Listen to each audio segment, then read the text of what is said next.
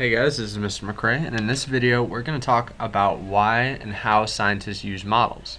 And by the end of this very short video, you'll understand why and how scientists use models. So what is a scientific model? Well, a scientific model lets us make a representation of a really complex idea much simpler to understand. So what does that mean as an example? So let's take the Earth.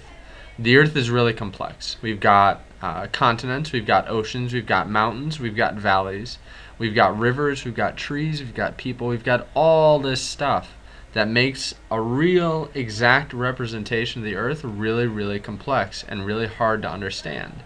But for most of what we might do with a model of the Earth, or most of what we might need to figure out on the Earth, we don't need all of that.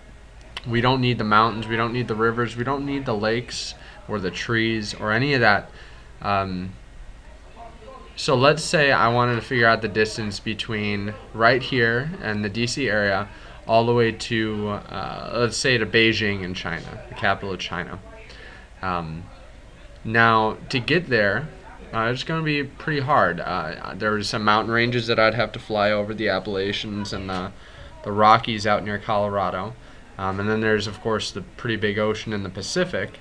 And I would eventually have to think about all those things. But if I just want to do a very simple calculation of what the distance is between here and Beijing, I don't need any of that. I just need a sphere.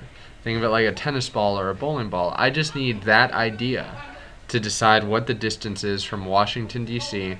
to Beijing. So this is a model because it serves my purposes. It does what I need it to do. It helps me think about the Earth as what it really is, as a sphere, but it doesn't include all the other information that I don't need to answer the question. So it only includes the information that I absolutely need to answer the question. It's not the newest model, it's not the most detailed, it wasn't the last one to be discovered, it wasn't the first one to be discovered, but it is the model that has all the details that I need and nothing more. So as you answer the rest of the questions in this unit, think about that. A model includes the details that I need and nothing more. Hope this is helpful. Thanks for listening.